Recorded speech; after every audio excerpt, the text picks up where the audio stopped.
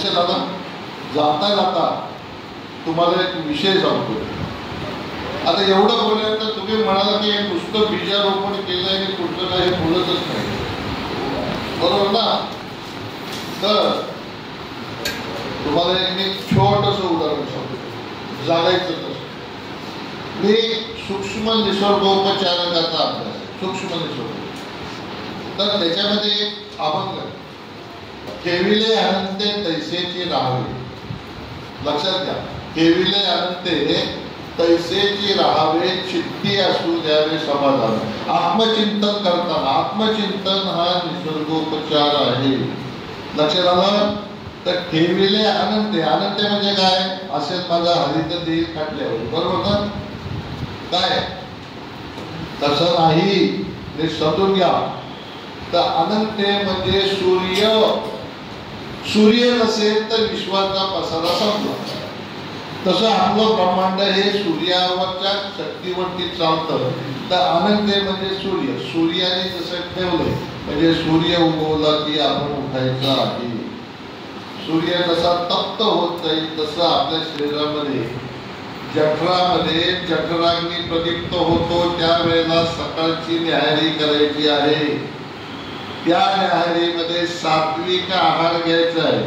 मग काय गाजर, कांदा, मुळा, भाजी जे म्हटले ना, काकडी, पपई, कंदमुळं, म्हणजे 8वीत असताना पण कांदे पोहे खाल्ले आणि 60 वर्षाचं झालं तरी कांदे पोहेच खातोय असं नाही जमत.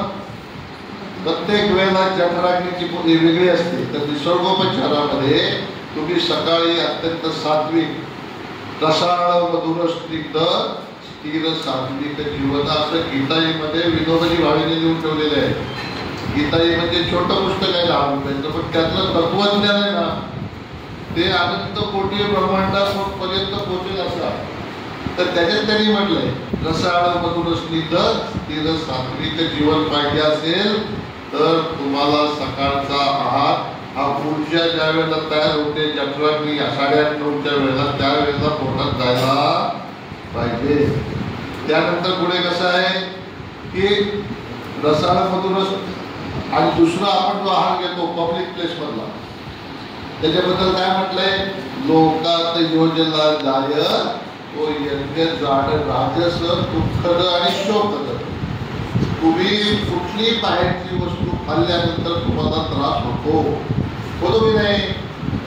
विनोबाजी भावेने लिहून ठेवलं. दुःखद, दुःख येतं त्याच्यात, शोक येतो आणि रोग होतो. आणि तामसप्रिय भोजनाबद्दल काय म्हटलंय बघा, काळे वृक्ष कडून तीर्थ आम्ला कृष्णदाहक.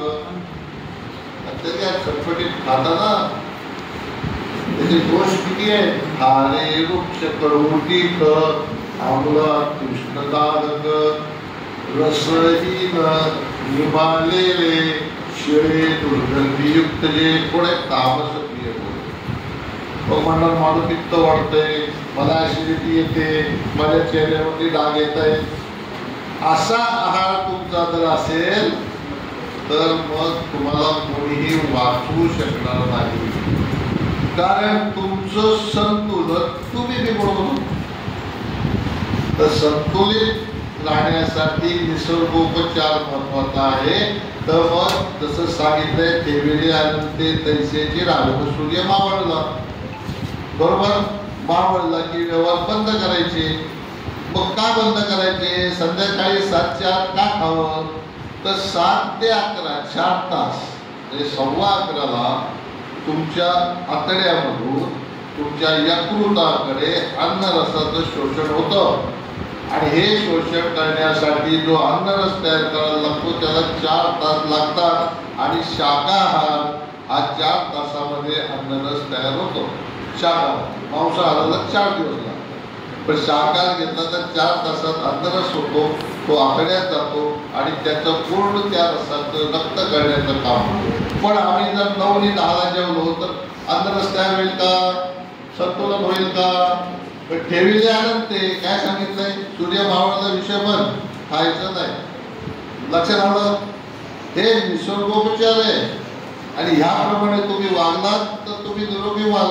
तर तुम्ही जसे जसे मोठे व्हाल, पैसे कमवाल आणि एक मी 10 लाख 5 लाख ऑपरेशनला द्यायची वेळ येईल, बरोबर की नाही? तर त्यापेक्षा हे परवडते की नाही? निरोगी राहिला तर काय होईल?